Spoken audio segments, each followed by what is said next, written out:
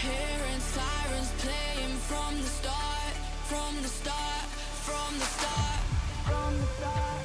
Hey, hey. Did you hear them sirens playing? Hear them sirens playing from the start, from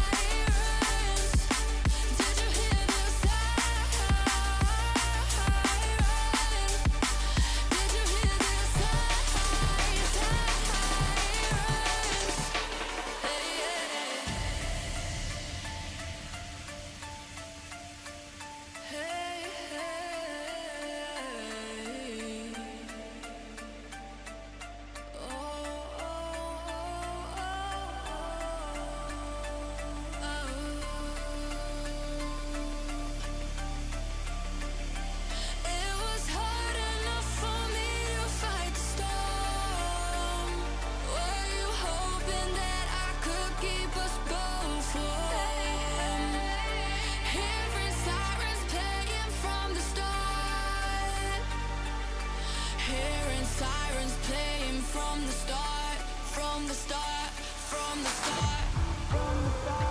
Hey, hey. Hear them sirens playing from the start.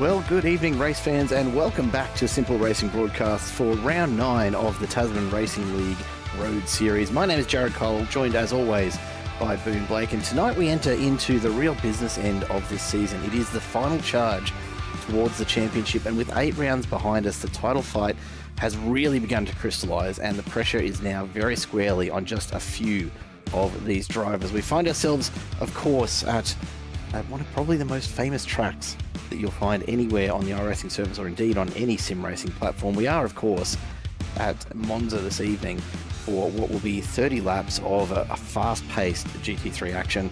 Boone, I don't know about you, but Monza, I've never watched a race here that didn't turn on something special. It's always an entertaining track. We saw racing here in the middle of the season on the oval configuration of this course. Now we're at the much more famous Formula One road course, and it's one of the most exciting tracks on any series that races it. It's got the perfect mixture of incredibly high-speed straightaways and fast sweeping corners, combined with a couple of those really slow chicanes that have the chance to catch drivers out if they're not paying attention. It's always a race that provides chaos up and down the field, and I expect nothing different today. Yeah, I think Monza are very consistent in that regard. Let's come back and talk about the race conditions in just a moment, because the real story here tonight, as we get into what is the penultimate round of this series, is about the championship standings. And Matt Webber, as we spoke about this off air just beforehand, Boone, he was mathematically still not entirely secure at the top of the tower. But based on my timing screens, unless I've overlooked him, I don't believe Chris Murray has entered the field tonight, which almost certainly guarantees the championship for Matt Webber at this point. I think it does. If my math is correct, Webber's going to need to finish with at least 18 cars behind him tonight in order to mathematically clinch the championship, which, given what we've seen from him this season, is probably more likely than not. One more thing that I think is going to be interesting in the closing stages of this race. I spoke with Lucas Blake before the race, and he says that in the last 10 laps of this one, we're going to have about a 50-50 coin flip shot of rain moving in those final 10 laps.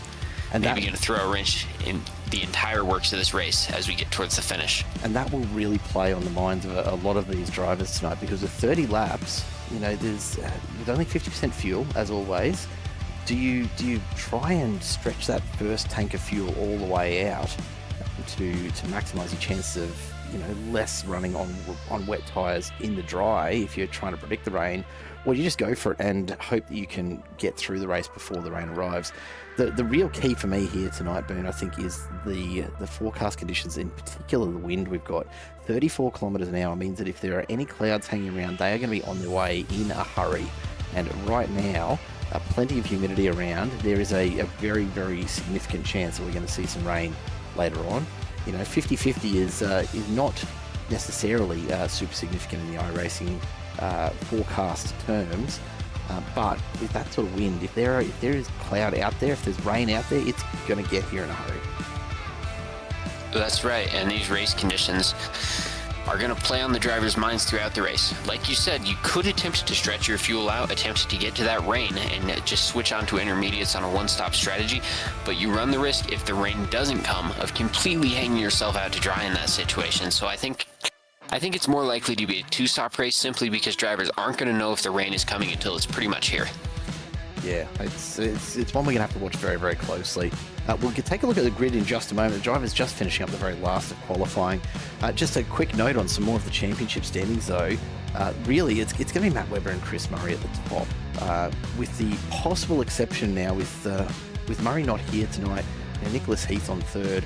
May still actually be within striking distance of that second step. It'd take a bit of a miracle, but he's also got to keep an eye out behind him, doesn't he? Drew Collins and Martin Hallinan are right there. And then the mid-pack of this championship, we can take another look at it if we get a moment later, but from Shannon Corbett in 6th through to about David Noden in 14th, the midfield is separated by what is effectively handfuls of points. There is not a great deal in it at all here tonight.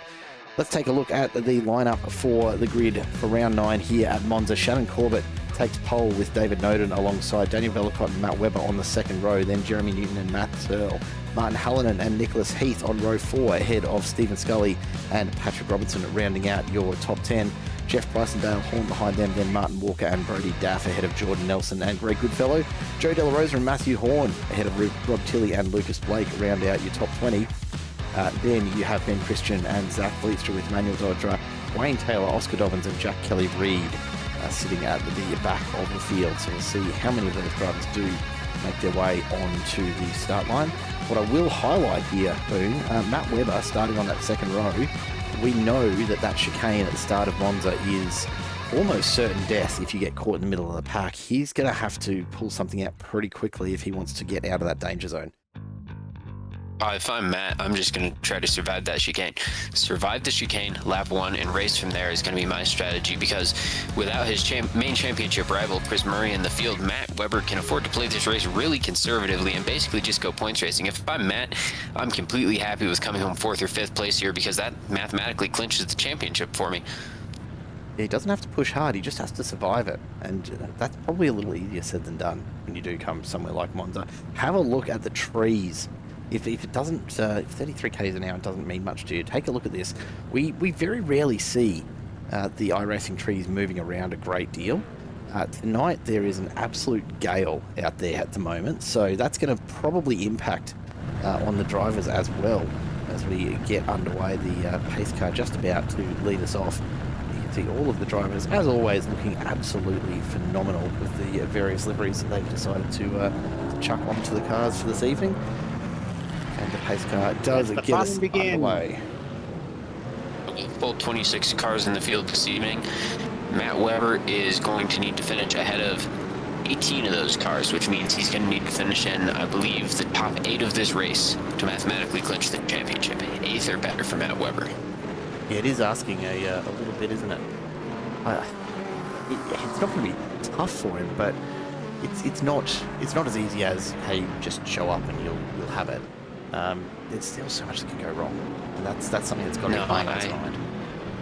The really important thing for Matt here is to just stay relaxed, stay comfortable, understand that at this stage, with a major championship lead and Chris Murray not in the field tonight, the hard part's done for him. He just needs to sit back, pick his battles. If someone wants to fight him hard, if I'm Matt Weber, I'm honestly just letting him through in this situation as long as he's in the top 8.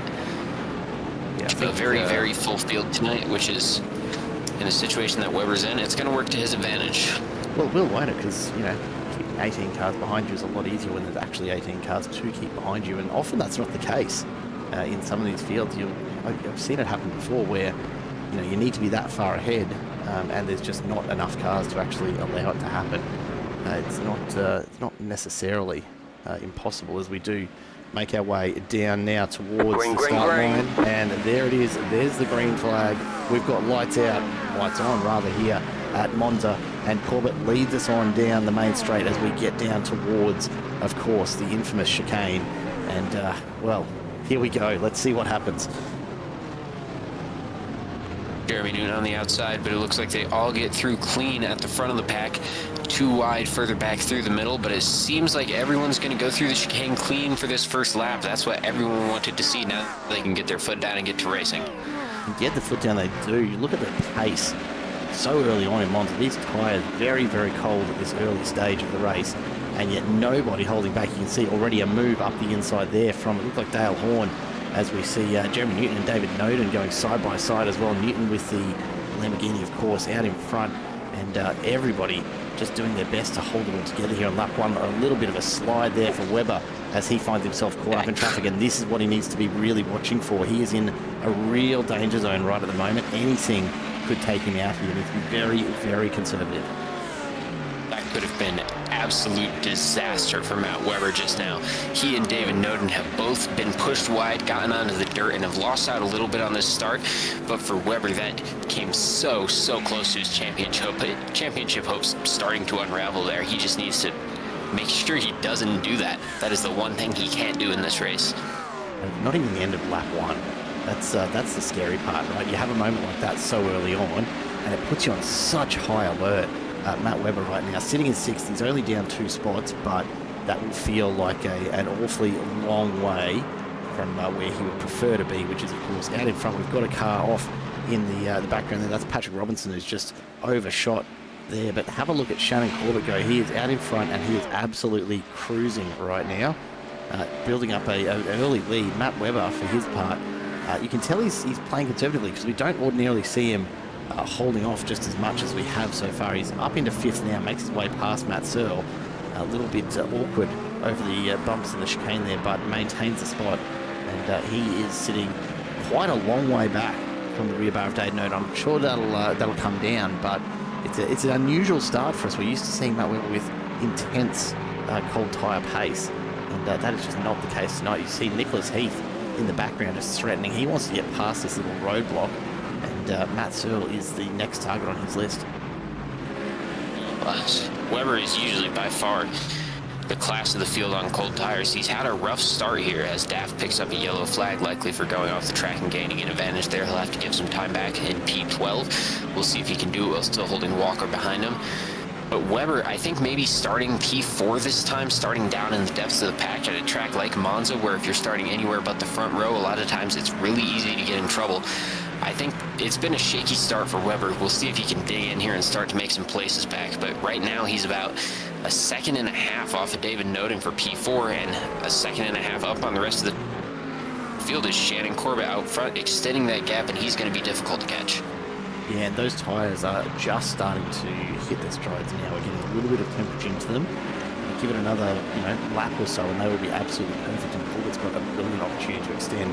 And even without that, he's continuing to build that lead. As you see Horn just trying to keep Scully at bay for the moment.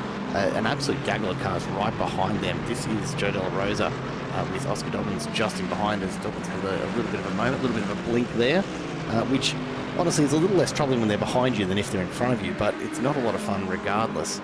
Dobbins are getting a great run out of the final turn and finds himself now amongst it here with this battle for 14th. Goodfellow, Horn, De La Rosa and Dobbins going 2 by 2 down to the chicane. Are they going to get it sorted out? Are they going to try and go through here side by side? Dobbins really pushing the issue and forces his way through. Joe De La Rosa, I think probably the smart decision there to back out, but he won't be super happy about it. That's Lucas Blake around in the background as well. He's had an issue there somewhere and just has overcooked it in the chicane. Not unusual, not the last time we'll see that tonight, I'm sure. No, I spoke to Lucas before the race. This is not he likes this track, but it's not a track he's familiar with at all, and it's not a track he does well at. He told me that we should expect to see him on the broadcast, in his words, about 6 times today, so I expect to see 5 more of those. Well, that's one. We'll keep count for you, Lucas, don't you worry. We're here for you, mate. We'll make sure we do We've keep got track of that. a trio of cars towards the back of the field who picked up yellow flags. It had been Ben, Christian,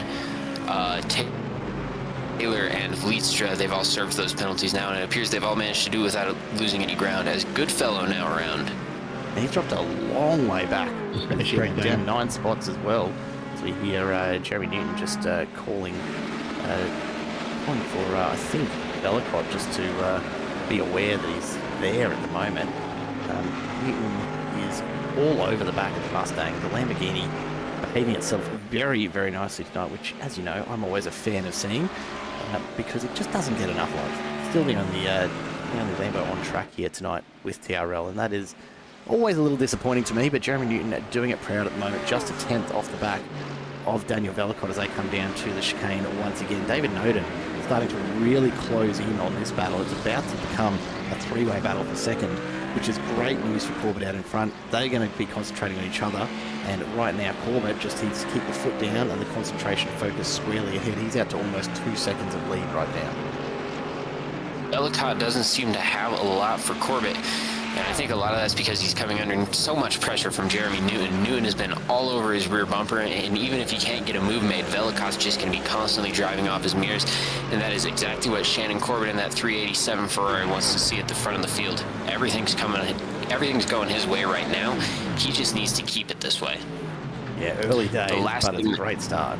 Oh, big moment there. Oh, big hit for Matt Horn as he goes into the wall and bounces back across the track. That could have been very, very dangerous. That is dangerous. Got lucky that he didn't get collected. Going on through the chicane there. Yeah, that was a choice. It appeared he missed his braking point and made a business decision long before getting to the apex. Decision, I like that. He'll have a yellow flag, but that's much preferable to going around there, as we just saw from Matt Horn. And I'm not quite sure what exactly happened for Matt, if he's just overcooked this completely. Yeah, just way too fast, up and over the sausage curbs. And it's such a tricky corner, and then wasn't you've got no room to back. run That was a really interesting rejoin. He was only about a quarter of a second off too late to try and attempt that. And that would have been absolute chaos that he managed to take out 3 or 4 cars there, which he very nearly did. Searle, Heath and Hallinan now battling it out for 6th, with Jeff Price just another half second or so down the road. These 3 are going to come very, very close together as they get to the chicane. Gives you a real idea of just how big the Mustangs are when you put them behind something like McLaren, doesn't it? They fill the track. It always reminds me of the old big M8 memes from when BMW... Oh, no! As we've got major contact. It's going to be Matt Stroll going around Martin Hallinan. Might have picked up some damage to the front of that TKR- Ford Mustang, but Searle is going to be the big loser of this one. He's going to fall down out of the top 10. That was an interesting one. I don't know how much, if any, contact there was there from Nicholas Heath. I know there's not a lot of room to play with. I'm not going to have another quick look at that. On the way out, I think Searle was perhaps already on the way around a little, but certainly assisted on the way around, in my humble opinion. So I expect we'll probably see a bit of feedback on that one at some stage to the stewards. But for now, Matt Searle will be focused on getting it back up and running towards the front of the pack. This is absolutely a 3-way battle now. Bellicott has attracted the attention of both Newton and Noden, and that Mustang will continue to receive pressure from both of those drivers. 5 laps in, no rain yet. It's still early days, but we'll have a very close look at it at a few different points throughout the race here.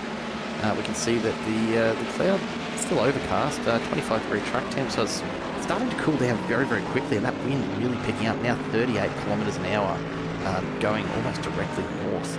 It's not a bad thing for some of the runs here at Monza, but it means that there could be whipping some cloud in here pretty quickly. And as this run has gone on, it seems that Neil Velicott seems to be starting to find a little bit more pace against Corbett. He's pulled back about half a second since we last checked in on those. As we've got Noden now trying to send it around the outside, and I don't think that's going to go, but maybe he could get a switcheroo here. Nope, that was brave stuff from Noden. I think that was panel rubbing. I think that might have been mind games from David Noden. Make Jeremy Newton think about it. Let him know that you're there. Let him know that you're willing to try something. Try to force him into a mistake. I like that. It was above board. Yeah, always a fan of just light contact, just a little nudge that they'll feel through the steering wheel, just to let them know that you're right there and you're thinking of them. It's always nice to know someone's thinking of you, isn't it? As we've got Weber picking up a little bit of a slowdown penalty there with the gap back to Nicholas Heath behind him. That shouldn't be any trouble at all for the driver in the number 33. In the background there looks like Brody Daff running very, very wide on the exit of that chicane complex, and he'll drop off the back of this pack. Heath and Price starting to try and pull away from Hallen and Horn, also a bit further back. So these guys, there's a bit of separation there, but it's not as much as any of them would be comfortable with at this stage. We've got quite a number of cars running very wide on the exit back there. You can see the amount of dirt and dust and debris that's just flying up at the back of the pack each time through there.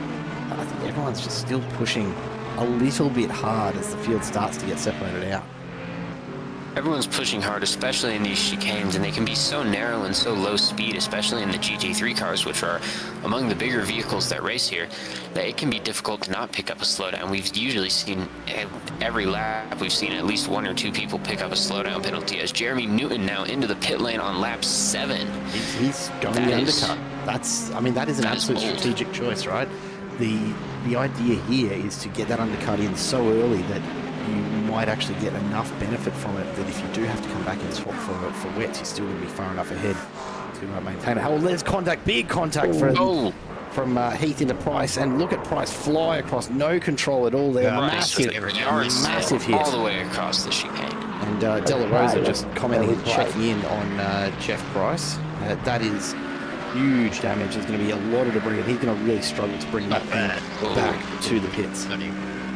That Corvette's got heavy damage, and he's not even going to try to bring it back to the pits. He's going to park it and get a tow. Good choice. Jeremy Newton now coming out of the pits. He's going to be essentially all the way at the back of the field. I believe the last car on track, the only car on track behind him, is going to be the incident-stricken car of Patrick Robinson in this race. It's a long way back. We'll see how the strategy plays out for Jeremy, but at this stage in the proceedings, I tend to think he may have jumped the gun a little early. Going this early when the pack is still this bunched up without any cautions coming out, I think that Newton might have gotten himself into a situation where he's just got too much time and too many cars in front of him to make that track position back. Yeah, it's a really interesting strategic choice. We see Ben Christian really struggling with the track at the moment, just finding grip in that BMW. And not the first time or the last time we'll see that happen. I'm sure there's been just like you said, such massive cars from back in the GTE days to the current GT3s. They need a lot of track real estate to get around any of these turns. In case anyone's interested, just as a point of note, we're racing here at Monza tonight, but the official GT3 regional tour at the moment is actually racing at Winton. Now, if you have ever wanted to see a track that GT3s have no right to be on, Winton is absolutely it. I think the same sort of setup as what we've got here with about half the track width, and you're probably getting pretty close to the racing experience at Winton. Compared to that, this is a dream, but it's still causing some real issues for a number of these drivers. This pack all the way back in the fight for 18th, none of these guys are able to quite get separated at the moment. As Nicholas Heath comes into the pits there. And Jared, it's funny that you bring up GT3s at Winton, because long before we had any kind of a broadcast for this league, the first race we ever put on the road side of things back in season 0 was, in fact, GT3s at Winton. And you might be thinking, Boone, surely you at least used the national layout, right? No, club circuit. It was chaos. We have not been back. Which baddest came up with that idea? That is horrific. Well, you can thank Lucas for that. A lot of people told him it was a Wow. bad idea. Wow, that is certainly a choice, is what that is. It Okay, was that's a lot of trouble on the pit exit is what I remember from that one, because people basically just pit exit directly onto the okay, as we've got a problem. We've got a couple cars around in the background. I think it is Goodfellow again as he comes out right in front of Jeremy Newton. Newton has to take evasive action there, but he gets through okay. Well, at least that's one less car for Newton to worry about. It gives him a nice clean run before he starts to catch the back end of Ben Christian, who's another 6 seconds further up the road. Martin Walker is under so much pressure right now. Searle has found a whole lot of pace, dipped the nose out just to show it off in the mirrors and just put a bit of pressure on. But I reckon this is going to be a big move into that first chicane if Searle can hang with him around that final turn. And he absolutely has, so he's going to be right on the tail. The question is, does he send it here, or does he just wait for a mistake from Walker? It's still early enough. He doesn't need to push too hard, but here he goes. Yeah, he's got the run. Getting it down to just a few hundredths. He's going to have a big look. Doesn't end up going for it at this stage. Oh, and there's the mistake that he was waiting for. Just completely missed the brake marker there. And Walker will have to serve a slowdown for that one. Matt Searle says, going to say thank you very much. Yeah. That's going to See you later. Exactly the outcome he wanted out of that. And sometimes that's something you've got to do at tracks like this, where actually getting a pass done is not necessarily a very easy thing. A lot of these corners don't really actually lend themselves to making a pass effectively. But if you can put enough pressure on another driver that they make a mistake like that, so much easier than making an overtake. Absolutely. That's what we just saw there. I mean, this track is just, it's so difficult to focus on your braking point into the chicanes, even without a car behind you. So if you just put that pressure on him, if you just stick your nose in there a little bit and make him know that you're thinking about it, you could get the guy in front of you looking in his mirrors and just missing his braking point. As we see Lucas Blake hopping over the chicanes there, this is going to give Zach Bleedstra an opportunity to shoot through for P18, and he does. Good capitalization by Bleedstra there. Not that I'm kidding, there's number 3. Blake is he's been really struggling with that tonight, isn't he? Yeah, he's made some pretty liberal use of the runoff areas tonight, as everyone in this little battle really has, from I think Matt Horn all the way on down to Goodfellow in 22nd place. We've seen a lot of cars off track in this little battle. It just shows how competitive the battles are all the way up and down the field, because these are good drivers. Now, this count is not necessarily always accurate, but this is the count of off tracks that have been detected by our broadcast telemetry so far. I don't think I've ever seen a race that had nobody sitting on a 0 times. Tonight, it's not just that nobody's sitting on a 0. As we see another car go around, I think that was Dale Horn. Yeah, it does look like it, doesn't it? Yeah, he's really struggling to get it back up and running again. A little bit of an infield adventure there for Dale Horn, as he's going to drop a number of places. Oh, and immediately behind, Joe Della Rosa does the same. Was it Della Rosa that went around, or was it perhaps one of the lapped cars? I think it was Joe Della Rosa. He's fallen a number of places and continues to fall. There he is. And one driver that I want to put just a little bit of a spotlight on right now, Jack Kelly Reed, normally an oval specialist. He's barely run any road races. As far as I know, this could be his first start in that number 29 Ford Mustang. Real standout driver on the ovals, but he's only got a 2X, and he's up 12 places in the opening 10 laps of this one. As we see Della Rosa again. That chicane, that curve has been... Yep, on the money. We just saw it catch Lucas Blake. It's a nasty one, isn't it? I can't recall. I don't think Monza's had a recent rework, has it? I'm just trying to think back if they've done a retouch of any of this in the recent seasons. I don't believe they have it. I don't think it's actually had a rework ever. Those curbs are not new, but as these drivers try and just extract everything they can out of every apex, they're really pushing a lot harder than it probably calls for, and you can see just how little the GT3 cars appreciate it. They get absolutely launched off these sausage curbs and the bigger inside curbs of some of these chicanes. It's really just, it's an interesting choice to be pushing that hard. Someone we haven't seen out on track in a little while, Rob Tilley, in at 13th here, just ahead of Kelly Reid, and not going too badly either himself, up 6 positions at the moment, and he'll be looking to get a decent result under his belt tonight, I'm sure. No, it's been a nice drive for both of these guys as Kelly Reid puts the power down on the inside, and he's going to try to run up the inside of Rob Tilley here. I think he's most likely going to have this move done. But like you were saying about the chicanes, it's just such a difficult track. you have the deep braking zones into the chicanes, and then if you go long at all, if you run wide to any extent, you're going to hit those sausage curbs, which are some of the most brutal out of any track in iRacing. I mean, I'm sure anyone who's been watching Formula One for the last few years can recall some incidents involving the sausage curbs at Monza. And it's no different with these cars. It's just so unforgiving with the hard braking zones into the sausage curbs. You know what I find most interesting, I reckon, about the curbs here at Monza is that even though they look identical, there's actually a few of those sausages you can actually hit no problem. The inside of that curb right there, absolutely not. You touch that, you're dead. Right? But there's a few sausages around this track that have virtually no elevation to them at all. You can actually run full pace over the top of them. The biggest problem is, if I'm not mistaken, is that most of those are on chicanes, and so it's really hard as a driver to remember which chicane you can get away with cutting and which you can't after a little while. When you're focused on battling with the cars around you, it can be really, really hard to keep track of which chicane you're up to. You know there's one there, you know how to hit it, but you just can't quite remember, is this the one I can get over these sausage curbs, or do I have to really steer clear of them?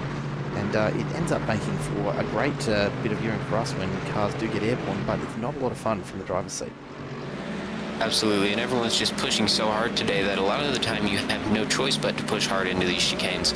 And that's where it really starts to favor the drivers who have maybe some experience with this track in the past, who have run GT3s at Monza before, or just who had a lot of practice time during the week. If you're a driver who hasn't had the chance to run this car on this track very much, either before this week or in practice for this race, you're going to have a difficult time with this one, just because there are so many things to remember about every different corner here. And obviously this is true of most road courses, but at Monza especially, every corner requires a completely different approach.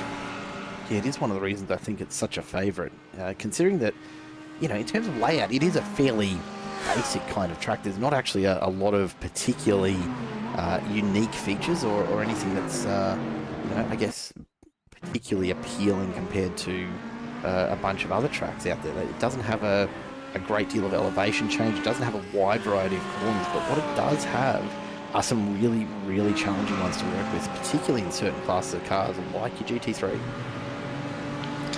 And I just want to direct your attention to the front of the field for a second, because Shannon Corbett, after cruising along for the past several laps with about a 2-second gap, seems to have made some sort of a slight mistake, as Velicott is now closed that gap right down to about an even second. Yeah, it must have been just enough to carve about a second out of his pace there without really registering. We don't have any reports of him running off track or indeed having a crash, so it's not been a massive one, but it certainly has made a pretty big difference. His last lap of 48.68 for Velicott's 47.8. So there's basically a second difference in lap times. And out in front here, Corbett now under a bit more scrutiny than he has been previously, as the Mustang crew start to gather behind him. Velicott's right there. Webber's only a few seconds back. Cullinan is quite a way back, but anything can happen here, and often does at Monza. Right now, Corbett will be feeling probably a little less comfortable than he has previously, as we see quite a few of these pit stops starting to roll through for drivers. Absolutely, especially as now Velicott doesn't have any pressure on his rear bumper since David Noden's gone into the pits. Matt Webber now about an even 3 seconds back of the number 43 machine, which means that Velicott is going to be free to just attempt to hunt down Shannon Corbett, and that's what we're seeing. He's taking about 2/10 out of him on that last lap. Yeah, it's coming down very, very quickly, and I don't know that Corbett can maintain the pace. It's like he's just lost it. I don't know if he's had a bit of a moment out of one of the corners and it's just thrown his confidence, but you can see the time just dropping away as we see Noden and Hall right alongside each other. As Jeremy Newton just having a quick chat to, I think, maybe Lucas Blake on the way past there. Velicott really threatening now. I don't know if Velicott's necessarily ramped the pace up, or if Corbett's just really struggled at the moment. Let's take a look as they come across the line. They're both coming into the pits. Okay, well, we're not going to get an idea of the lap time there, as both is going to be an important pit stop, as Matt Webber is going to stay out. He's going to lead this lap and pick up the all-important bonus point. Flashes the lights as he goes across the line. There we go. That'll be why. Got a car coming on out of the pits. That was, I believe, Jordan Nelson, I believe. Nelson, yeah. Just giving him the friendly I am here. just in case you didn't see him coming. And in these sort of conditions, it can be really, really tough to see the cars in the mirrors. So I'm sure the flashing of the lights there would have been well appreciated. Take a look at all of these drivers coming through. They're getting to that halfway point. They know they've got to take the fuel on. The tree's still moving around quite a bit as we take a look at the weather and have a look at this. It's just starting to creep in from the east now. There is absolutely rain on the way. And the only question is, how far away is it? Halfway into this race, and it started to show up on the radar, so I don't know how much further we're going to go, but this could be a bit of a game changer. I don't think there's any drivers out there that are going to be able to hang on, though, until it arrives. So they're going to have to make the choice. Are they coming back out on dry tyres, or are they going to try and run wets for a little while? So we take a quick look at what everyone's on, and despite most of the field having made that pit stop, everyone's still on dry tyres at this stage. Nicholas Heath has had an issue. And we'll take a look at this. Maybe just a bit of contact in the chicane. No, he's just locked it up and gone straight ahead. So he's taken the exit road. And, Wise decision by Heath there. Oh, yeah. And you don't see drivers do that often enough, right? Like, so many drivers will just commit so hard to the corner, even though there's an escape road there. And you end up just ruining the race of 2 or 3 people around you when you inevitably can't make it through and you just belt on into them. The escape road's there for a reason. You just get yourself into a worse situation for no reason. And that was really smart from Heath because he didn't actually lose any positions from it. There was no one especially close to him. I think he might have lost one, actually, upon closer inspection. I think he may have lost out to Hallinan, but it's much, much better than just spinning the car around. 100%. As we've got Matt Weber now into the pits from the lead. He pits with a huge lead on Joe Della Rosa. We'll see where he comes out. Looking for where our previous leaders were in the pack. We had... Looks like Corbett's sitting in 5th right now. Velicott sitting in 7th. He lost a little bit of time in the pit cycle. And David Noden has split the pair. Noden now challenging Corbett. Going down into turn 1. Noden's going to be alongside on the inside. Is he going to try a move here? He's got the nose in alongside. I think he's going to be alongside Corbett, and he's going to try the move on the brakes into turn 1. My screen's frozen here. We'll see if Corbett tries to cross him back over once they get to the corner. No, it looks like Noden's going to have it sealed off. I don't know, Corbett's got a great exit out of the chicane, though. Unfortunately, he's on the outside, so he's not going to have an opportunity to make the most of it. And Noden just sitting a little wider than perhaps he ordinarily should. Just opens the door ever so slightly for Corbett. He did have a big think about it. Velicott, for his part, right on the back of this front 3. And all of a sudden, this is going to get to be a very, very tense battle as we keep our eye on the sky, the rain threatening. We see a few drivers now coming out of the pits from their stops. Oh, look at that. There's a bit more dirt in the background at the exit of that chicane. Who'd have thought? Corbett dives back down the inside. Takes the lead back from David Noden, and this battle at the front's getting chippy. This is exactly what Matt Weber wants to see, I would think, sitting in 4th place. He's got a cushion of a couple seconds either direction. He's happy to let these top 3 battle.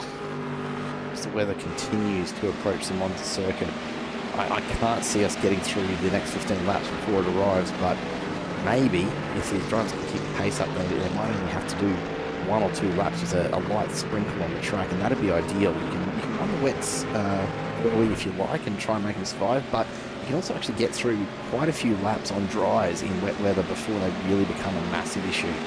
There is a crossover point there somewhere. The question will be how heavy that rain actually is by the time it gets here, as to whether or not these drivers decide to risk it on dry tyres or do decide to come in and swap it over to wets. Corbett and Noden now side by side on the exit. Noden's got a fantastic run up the inside, and he's going to find himself a fair way ahead at the halfway point of this straight, but Corbett not backing out of this at all. They are still almost side by side. Corbett's just going to have to drop back in here, but Velicott threatening. I think a good move there from Corbett to get all the way across the inside and set up for the turn. He didn't want to leave that open for Velicott to think about a dive. And straight away we're back to where we were a lap ago. Corbett's going to have to fight his way past Noden once more. It's just been a brilliant battle between these two, and Velicott waiting to pick off the scraps as we've got Dodra in P15 picking up a slowdown penalty, or a black flag it appears.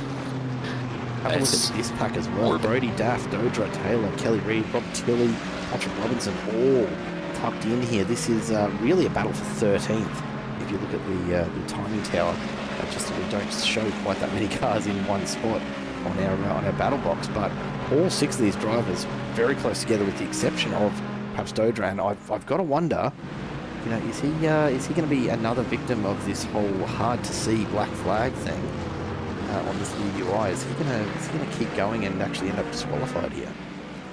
Always nervous, Boo. I think it's possible. It wouldn't be the first time we've seen it this season, unfortunately. As Noden, I think, starting to get out to a little bit more comfortable of a lead up front, and it's been an incredible second stint from the driver of the 81 car. We saw Corbett and Velicott kind of had the most pace in the field on that first stint, but David Noden has gotten to the front and is, at least for the moment, staying in the front right now. We're not 100% sure where he's gotten this pace from, but it's been very, very impressive stuff for him to hold off both of these cars behind. As Velicott pushing Corbett out wide a little bit, leaves him just enough space and gets the move done. Velicott now up into P2. Shannon Corbett, watching the race that he led for most of the first stint, start to fade away from him a little bit now in P3. Corbett really had an awful run through that final turn. You can see just how much that cost you at the other end of this straight. He is a long way off the back of both of these cars. And but speaking of big moments, Velicott's had an awful entry right there into the first chicane, and immediately Corbett's pounced and he's right back on the tail. Great news for Noden, great news for Webber, awful for Velicott and Corbett, who have both cost themselves quite a bit of time in the last couple of corners. It just goes to show with how hard all of these drivers at the front are pushing. There's just no room to make any mistakes. As soon as you make a mistake, the guy behind you is going to capitalize on it. Whether it's Velicott making a mistake and no longer being able to challenge Noden because Corbett's all over his rear bumper, or Corbett making a couple small mistakes and suddenly losing 2 positions and going from first to third. It's just the margins between victory and defeat are going to be absolutely razor thin in this one. As we've got Dodra now into the pit lane. Good to see. To serve that penalty. Now, given that he's gone into the pit box, that looks like it might be a stop and hold for speeding in pit lane when he came in. He's actually going into the pit box itself, so this is going to end up being about a 40-second stop and hold, I would imagine, which is going to really sink his chances of a decent finish here. And that's just brutal, especially in a race that's not going to have a lot, if any, cautions. No, absolutely. You've got to be so careful, especially in the road series, to just mind your speed coming out of the pit lane, and it's something that I know a lot about, actually. I just picked up a pit lane penalty yesterday and went down a lap doing the exact same thing. Don't do it, kids. Yeah, just don't. Respect the speed limit. Keep everyone safe in the pit lane, because you will get absolutely punished otherwise. Manuel Dodra still sitting in the pit box. That's, by my count, 55 seconds. He's finally cleared that back. Webber's going to try to sit massive on Shannon Corbett. No, he's not. He's going to back out of that. Oh, he thought wisely about it, so. He definitely thought about it. He did think about it. As Corbett now. Corbett fighting for his life to try to stay on the back of Noden here. He's going to try to get past Velicott, but Matt Webber all over him. He's being menaced by 2 Ford Mustangs at the moment. And Webber, I think... contact there, and they've locked together, and that's going to send Corbett off the track. High speed into the wall. That's going to destroy the rear end of that car. Oh, that's not what Corbett wanted. He was pushing too hard for that extra bit of track real estate. And look at the damage to this Ferrari. That's his race done. Look at how that's driving. I'm not even sure he's going to be able to get this back around to the pits. I think that left rear wheel might be completely locked up, Jared. Well, it absolutely is. You're spot on. The entire rear end of that car is demolished. And this is going to be a very, very long drive. And I think, Corbett's made the decision to pull it over and take it back to pits. That was... it was ambitious. He was fighting for just that little bit of extra real estate and just pushed that tiny bit too hard. And what can happen, of course, is as soon as you do start to just touch the other car, is that you basically almost get sucked together by the airflow over the bodies of the cars, and it becomes very, very hard to actually get yourself out of that position. And Corbett just had nowhere to go. Martin Hallinan, having a think about it up the inside of Nicholas Heath, not this time around. Heath will continue to hold on, but Hallinan's going to try and get the run on him out of this final turn as they make their way down the front straight once again. Lap 19 of 30 has started. David Noden out in front with a good couple of seconds gap back to Matt Webber now that his 2 main rivals have just had to drop right back. Yeah, we've had Velicott come into the pits as well. He seems to have some kind of a black flag, but it seems like he could be properly out of this race. And that just a really, really tough break for Velicott. We saw him get involved in that collision, but it seemed like he was going to get the better of it with Shannon Corbett. It seemed like he was going to be able to continue okay in second place. But no, both of those cars have had to drop all the way down the order, and that's now going to completely reshape the front of this race. We're going to see if Matt Weber can start to get his foot down. He's taken a few tenths out of David Noden on this lap alone. He's 1.8 seconds back or so, and he's going to be the closest challenger, but this is looking pretty good for David Noden right now. Yeah, it absolutely is. We saw a moment ago Dale Horn having a very ambitious look at passing Dobbs around the outside, and Horn has pushed just a little bit too hard. He hits that curb, and sure enough, it's sent him around. Thankfully, not too much damage, but geez, he's struggling to get it moving again as he straightens it up and gets the McLaren going once more. That chicane has caused so much grief tonight. G'day, Cade. Good to have you in the chat with us, mate. Yeah, really, really unfortunate for Shane Corbett. We'll go back and we'll take another look at it in just a moment. I just want to see if we can get a particularly good view of it and the lead up to it, because there was the battle was going on here side by side. Just have a look at Corbett push Velicott over towards the wall. He wants to really squeeze up on him, but just gets a little ambitious, starts to turn across the front. And look at the pace that he hits the wall there. Huge impact. Well, I think Velicott was really about as far over as he could have been. Oh, yeah, I don't think he had much more room to give there, but you cannot fault Shannon Corbett for trying there. He's pushing hard. He's trying to get back to the lead of the race, and that's just what you're going to see occasionally. Yeah, he's just misjudged. Really tough break for the driver of the 387 Ferrari. He had an absolutely outstanding run going in this race, and it's all come undone for him here. But that's racing, and that's Monza. Yeah, look, I think I'm most surprised that it wasn't the first chicane that's caused the biggest incident tonight. But there's still time. We've still got another 10 laps to go, so I'm not going to give up on it just yet. Turn 1 at Monza tends to produce some pretty interesting moments, and we've seen some very close calls. Heath and Hallinan continue to battle out very, very hard here as Heath takes a brilliant line through that chicane and just picks up a couple of tenths on the exit. And that means that Hallinan's now going to have to start thinking about Matt Searle right behind him, who has been closing in. Again, just a couple hundredths here, a tenth here maybe, and it's getting to be a very, very close battle. Noden and Webber out in front, starting to get closer as well, but then absolute light years back from Newton to Nicholas Heath.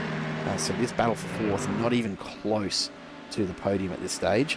That doesn't mean they won't be fighting for it just as hard though.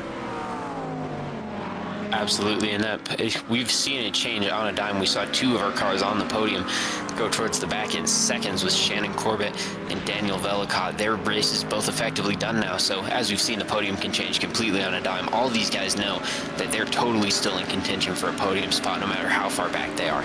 They're still going to race just as hard. And Matt Weber, speaking of drivers, still racing just as hard. He's got the championship likely locked up here. He's in second place, but he's not happy with just the championship. He wants to win. He is now just 0.4 seconds behind David Noden up front. He is on the hunt. And that gap just continues to drop. Have a look at it. Webber just tucked right in behind the rear bar of that Mercedes, taking full advantage of all of the aero that he can. Noden will just be watching that and praying that he guesses which side to head for here, because Webber's going to just hold on for the right moment, and when he does make a move, it's going to be, I expect it's going to be pretty swift and pretty brutal. Jeremy Newton in the background, that Lamborghini, I tell you what, it's serving him well through this second half of this season. It just seems to keep him out of trouble. He's had a really, really clean run all night tonight. He's got 14 seconds behind him back to Nicholas Heath. All he has to do is just keep inside of these two, and he's wrapped up a podium spot for himself. He's been brilliant with it. He's been on the podium a number of times by following essentially that same strategy. Not necessarily being the fastest car on track, but showing plenty of pace to compete with everyone but like the top two or three, and just keeping it clean, keeping it consistent, and coming home with a well-deserved podium. Newton has been spectacular. He's really had the Lamborghini working all season, and he's been, in my opinion, one of the standout drivers of this campaign. I cannot argue with that at all. We go back up front because Webber has decided to send the nose up the inside. He's not quite close enough yet. There. Yeah, he was really hoping to outbrake, but this exit is where it's going to come together. as Webber takes the inside shorter line there. That's going to get him right up towards the tail of Noden. Surprising to see him not move across to get that extra couple of K an hour of speed, but he feels like he's clearly got enough here. He's a 10th back.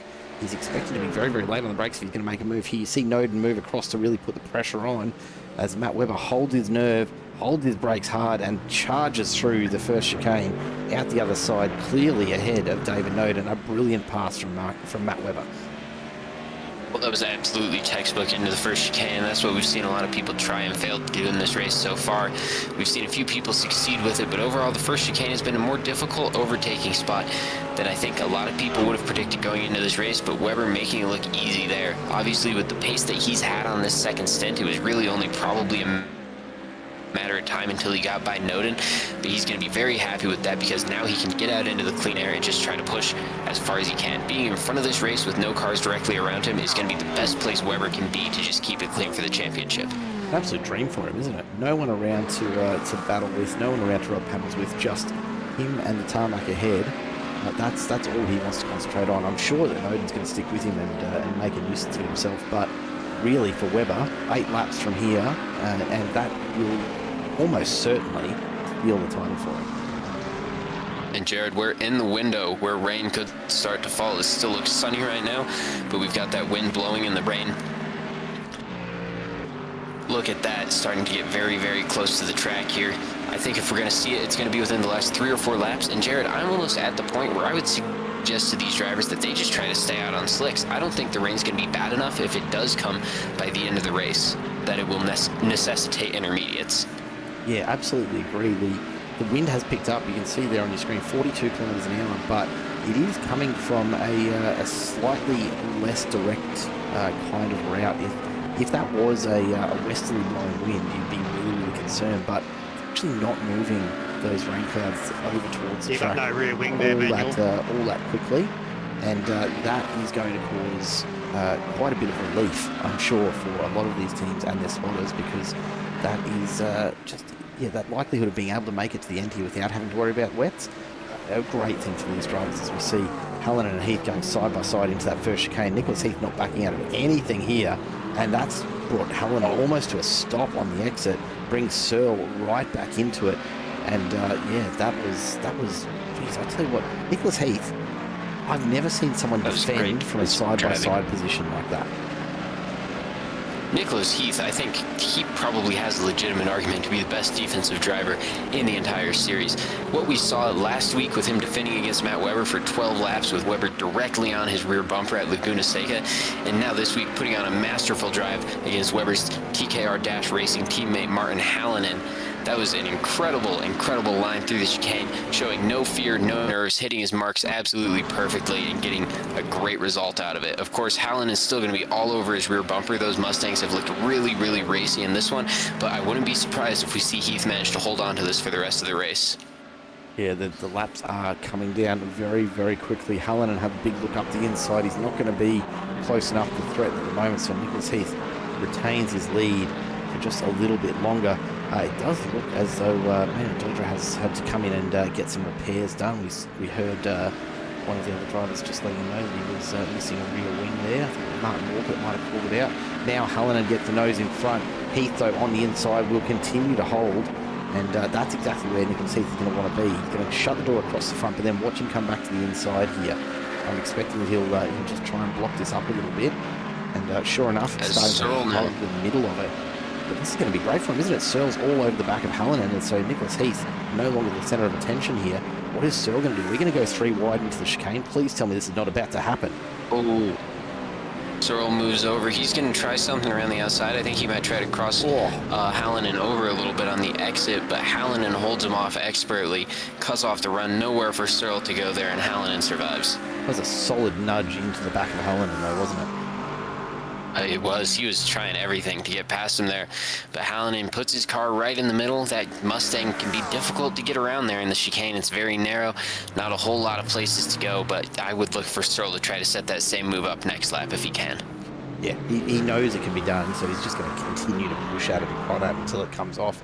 And that's what you've got to do sometimes when you're out on tracks like these where there's, not the really obvious overtaking spots that you might expect. you've got to actually just keep prodding at the same one over and over until you manage to pull it off. There's only a couple places around this track, I think, for every driver where they can consistently get the overtake done without sliding, because I don't think we've seen any driver here who's good in every corner on this track. Everyone's got a couple places where they're relatively weak, and there's a couple corners, especially we do all the chicanes but the first one, where it's just really, really difficult to get the car slowed down in time enough to make an overtake. We've seen lots of people try to make overtakes into the second and third chicanes, and they end up just flying off the sausage curbs and losing a bunch of time, or spinning out completely and losing even more time. So it's just, it can be difficult. You've got to really pick the spots where you think you can do it, and more often than not, that's just going to be down into turn one in the first chicane. We'll see Searle and Hallinan both starting to pull a little bit of time out of Nicholas Heath up ahead.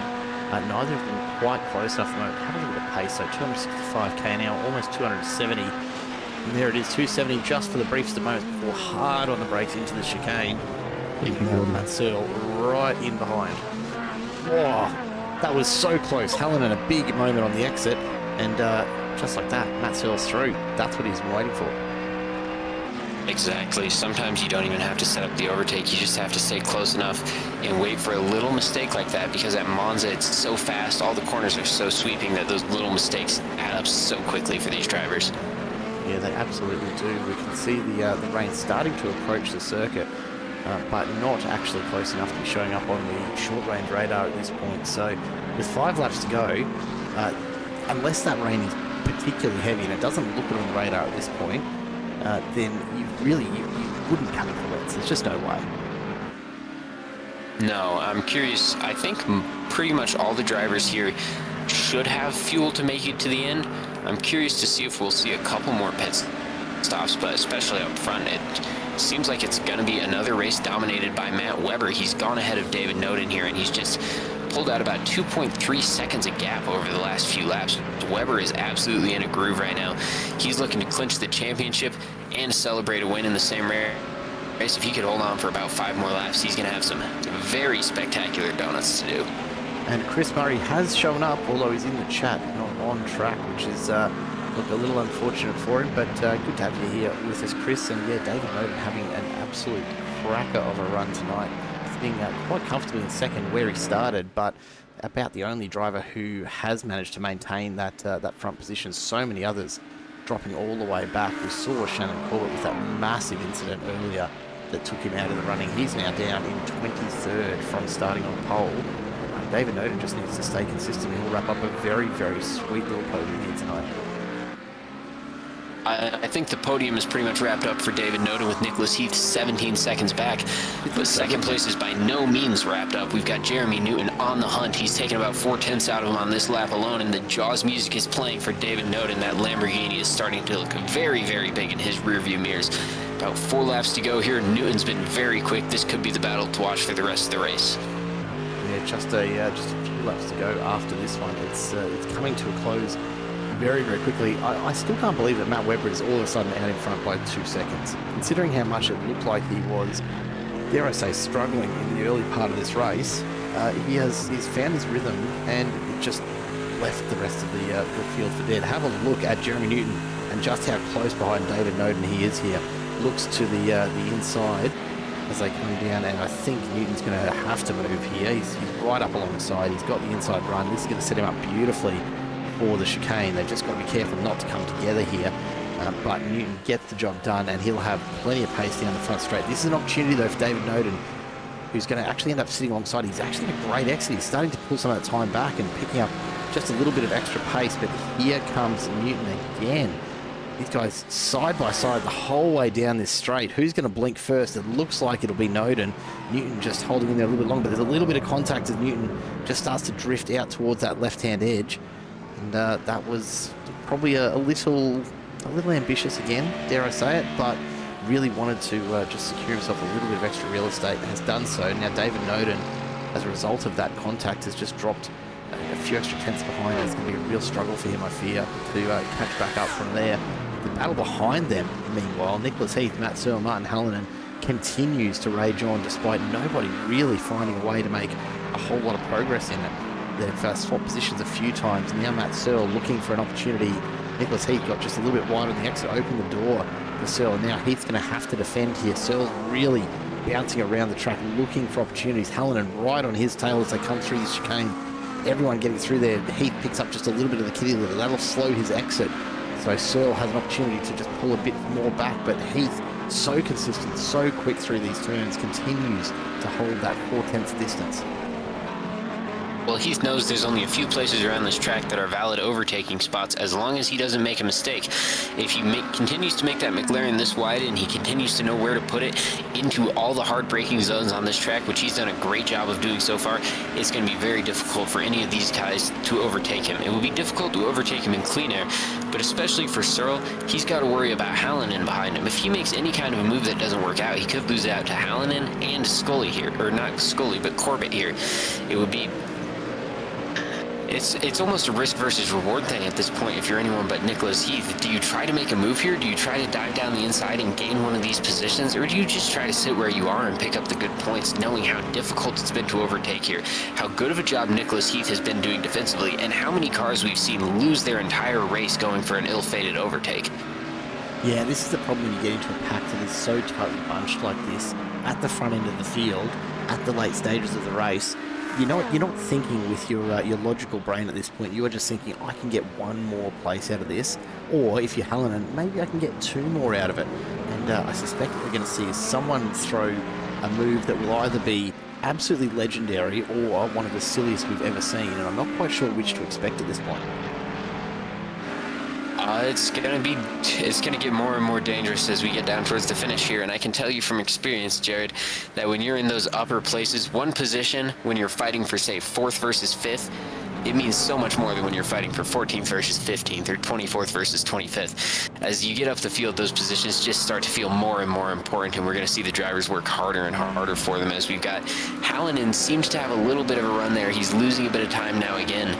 It's just been so close among these four this entire time. They've all had so much pace. For these last 10 laps or so, nobody's really made a mistake. And Jared, just to change the subject a little bit, but at this point, lap 28, no rain. I don't think it's going to come. If it does, I don't think it's going to come in a quantity that's going to be significant for these drivers. Well, I think everyone's got to be committed to staying out now. You're absolutely not going to come in. You're right. There is definitely about to be just a sprinkling of water across the track. You can see on the radar there, it's just reaching the very edges of sort of the outer eastern parts of the track. So these drivers will start to see just a few spits appearing on the windscreens as I look outside my window here at home, and the water is absolutely belting down with another beautiful Brisbane storm tonight.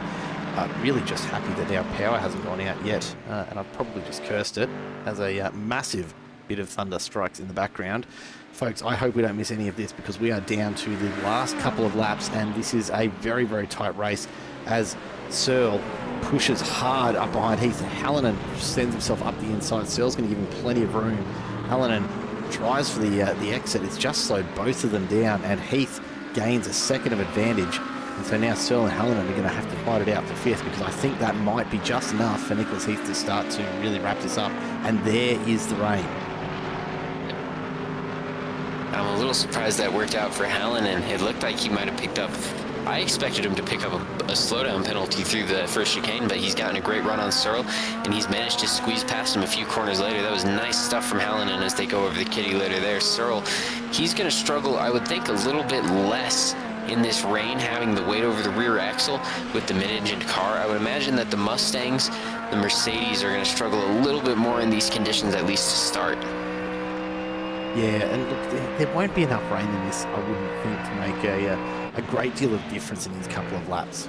I mean, you're starting to see the wipers coming into action there, but there's no really detectable spray off the tyres just yet.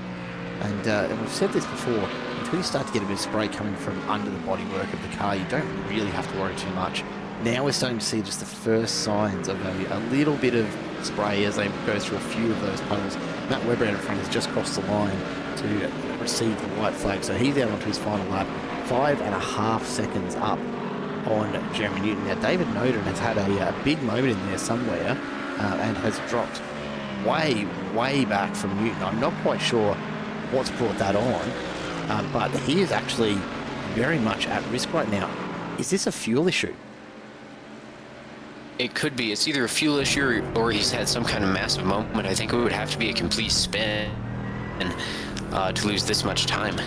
But I think Noden now, he is starting to lose a substantial amount of time to Nicholas Heath. He's lost 4/10 while we've been talking about him, but I think with 1 lap to go, Noden just needs to keep his head cool, keep this straight, and he should still be out for the podium. Especially because he's got much bigger problems to worry about. Martin Hallinan on the attack. He's less than 2/10 behind. Noden It looks is like actually... Hallinan could be going for something just based on the... Noden is out of fuel. He's changing before Noden's the out of shift. fuel? He's close to it. He's changing before the shift lights even come up at the moment. So David Noden has underestimated the fill. He needs to make it just a little bit further. Nicholas Heath and Martin Hallinan right here. I don't know if they've quite gotten onto it, but there's David Noden, and I think he's about to, unfortunately, lose all of these places to these three drivers. There's just not enough time left. He makes his way down the hill. We're getting close to the end of this one, but not quite close enough for David Noden. We'll have to keep a very, very close eye on it as we see Matt Webber just about to come around the corner. There he is, comes around the final turn, and will collect the win as he comes across the line. Jeremy Newton, a fair way back in the end, but he will take the second place. And then David Noden somehow appears to have made this work and hold on. A last-ditch effort from Hallinan on Heath, and it looks like Searle's actually going to do this. We're going to be very, very close at the line here as they come around the turn. Searle's gone really wide. This is going to be so close at the line, side by side. Hang on to that. Oh no, Searle does cross the line ahead of Hallinan, but he's got a black flag from going wide there at the last corner, and you can see that one coming from a little bit away. Picked up a slowdown. Great job by David Noden too there. That's going to devastate hanging Searle on a P3 because that's such a close massive he's gonna drop slowdown. a few places. Yeah, he'll I drop. think he's likely going to drop seconds. at least to P8 Yeah, ahead of Oscar Dobbins. it'll be a long, long way back as we see Dale Horn crossing the line Yeah, nice work, in 11th. We'll wait for for Wayne Taylor, who's quite a way further back, but good racing. not quite what any Yeah, a of bit his of fun, drivers would nice have and hoped, clean, I'm sure. good job. And it looks like Matt Horn's picked up a slowdown penalty as well. Not sure if that's going to affect him in the post-race goings, but Yeah, that's going to be nasty for Matt Horn as he comes around to cross the line. He's not going to have any opportunity to clear that, so he's just going to have to take the penalty. Unfortunately, Patrick Robertson looking a little bit sad and sorry. He comes across the line. Rob Tilley, look, won't be too disappointed with it, I don't think. Here comes Lucas Blake. There you go. That's 4 for you, Lucas. That's close enough to 5. We'll allow that. good enough. Good enough. Good enough. A great way to finish up that race here at Monza tonight. We're just waiting on the last of those cars to come across the line before we get an opportunity to take a look at the standings. And I'll tell you what, Boone, it's Monza delivered, but not quite in the way that I was expecting. I was kind of expecting perhaps a little more argy-bargy into that early chicane, and it just didn't seem to happen tonight. Well, that front chicane, the turn 1 and 2 was where I expected to see a lot of trouble happen in this race, but that didn't seem to be the problem chicane. The problems, I think, came more on the other 2 chicanes in the track, with drivers trying to send it into those overtaking zones and getting the wrong end of the sausage curbs.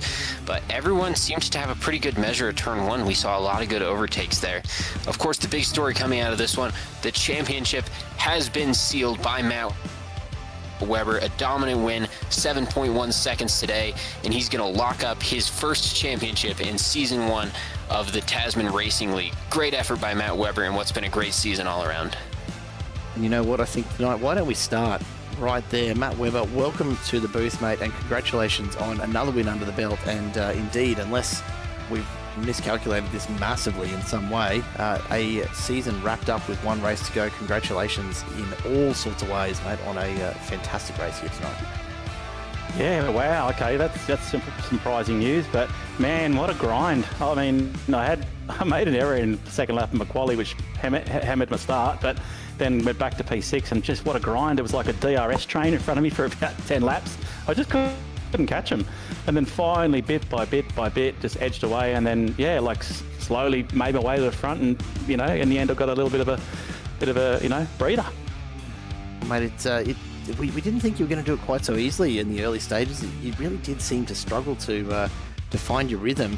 Was there a particular moment where it just kind of clicked over for you tonight, or just got a bit of clean air at some point and that was enough?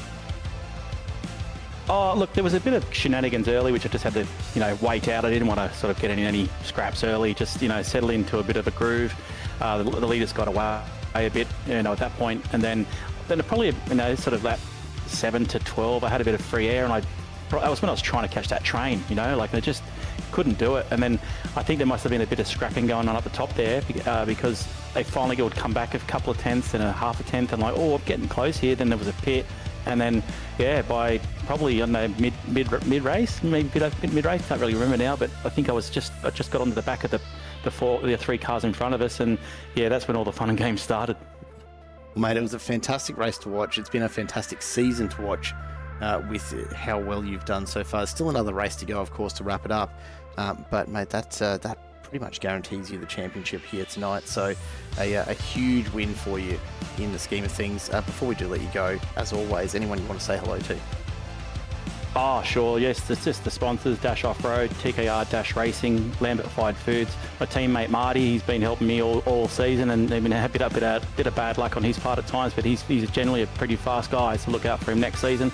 And Greg, who's just joined us for the last couple of races, and will be there next week. So we've got 3 TKR people in this league at the moment, and a big shout out to you up in the booth and TRL, guys that put this all on for us. It's a fantastic event on a Thursday night, and I've just, I've got my mum watching it now on Thursdays with a glass of wine, and my son Max here, he's always fun to watch the cars go around. So had a ball, absolute ball.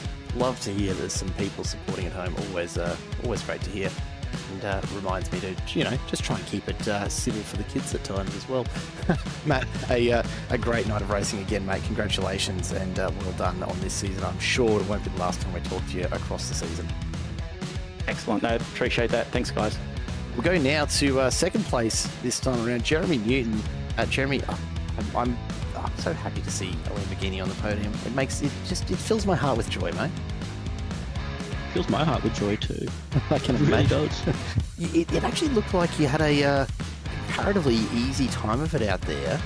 Obviously, it's a tricky track at the best of times, but it didn't seem like you got into too many scraps and just found yourself in clean air a fair bit. Was that pretty accurate, or did we just miss it all? A little bit of missing there. To be honest with you, obviously everybody does testing, and the Lambo. It's not good in a straight line. I mean, we've had that all season, and we're going to continue to have that all season, next season, and the one after that. But once it's in a slipstream, it's incredibly easy to still drive, and it through a scurry, mate, it was like it was on rails most of the time. I honestly, following through other cars through there, saw how much they were struggling. The clean air part wasn't really wanted. I did miscalculate my first pit stop because I wanted to come out on the back of a train. Slightly missed out, but someone made a mistake in front, and that's what locked it up. And then off I went, basically. Full tank of fuel, and you're only losing 0.4 of a lap. You can't really complain. Absolutely spot on, mate. A very, very nice drive as well from yourself tonight. Anyone you want to say hello to on your part before we do let you go and unwind with the team and celebrate what has been a very, very tidy drive? I'll just say hello, obviously, to the Valhalla boys.